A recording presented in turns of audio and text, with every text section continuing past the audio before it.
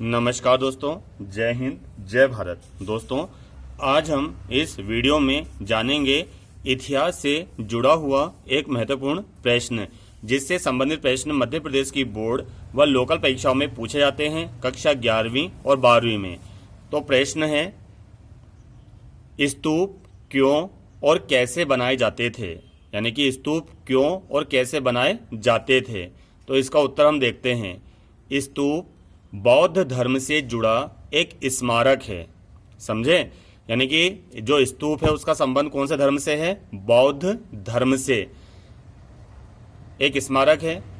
स्तूप को बौद्ध धर्मावलंबी एक पवित्र स्थान मानते हैं। जैसे हिंदू धर्म के लोग मंदिर को पवित्र स्थान मानते हैं, ईसाई धर्म के लोग चर्च को, मुस्लिम धर्म के लोग मस्जिद को। तो इसी प्रकार बौद्ध धर्म के लोग स्तूप को पवित्र स्थान मानते हैं। जिन स्थानों पर बोधिसत्वों एवं बुद्ध से जुड़े कुछ अवशेष, जैसे उनकी अस्थियां या उनके द्वारा प्रयुक्त सामान गाड़ दिए गए थे, समझे। यानी कि स्तूप का निर्माण कहाँ हुआ?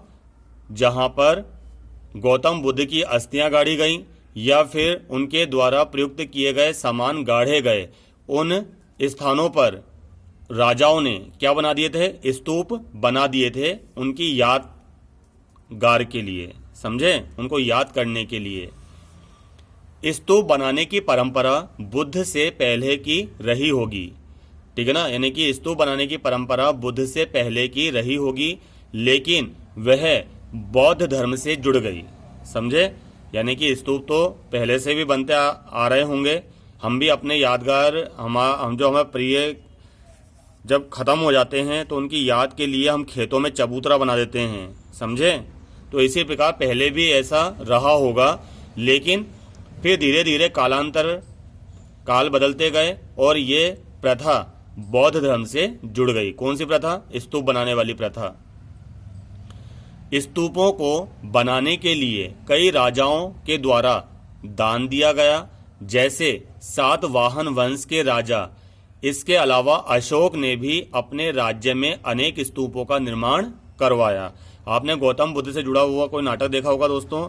तो जब वो उनकी आत्मा परमात्मा में लीन हो जाती है गौतम बुद्ध की, तब जो उनकी अस्थियां बचती हैं, तो कोई उंगली की हड्डी, कोई पैरों की हड्डी, कोई कमर की हड्डी, कोई काय की हड्डी उनकी चिता में से बीन कर ले जाते हैं और अपने अपने राज्यों में जाकर उन्हें गाड़ देते हैं। फिर उनके ऊपर स्तूप का निर्माण करवाते हैं। अगर आपने देखा हो तो अपने राज्य में अनेक स्तूपों का निर्माण करवाया। स्तूप निर्माण के लिए दान शिल्पकारों और व्यापारियों की श्रेणियों द्वारा दिए गए।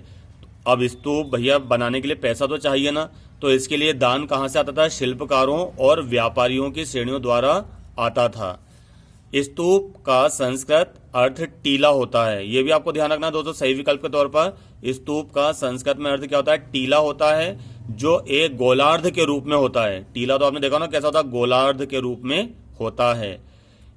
शुरू में यह मिट्टी के टीले के रूप में विकसित हुआ, परंतु धीरे धीरे इसकी संरचना जटिल होती गई और यह चौकोर, गोल और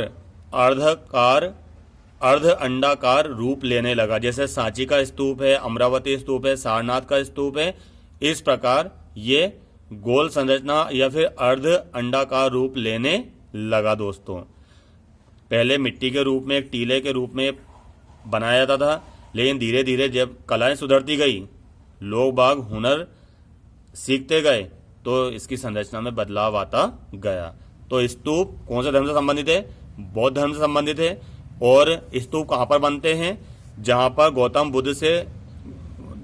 बुद्ध ने सामान प्रयोग किए थे, या तो लोगों ने उनको गाड़ दिया तो वहाँ पर बनाए गए, या फिर कहीं पर उनकी अस्थियां गाड़ दी तो वहाँ पर स्तूप बनाए गए थे। स्तूप का संस्कृत में अर्थ क्या होता है? टीला। उम्मीद है आज का वीडियो को पसंद आया होगा, समझ में आया होगा। मेरे चैनल को लाइक करें, शेयर करें व सब्सक्राइब करें। धन्यवाद।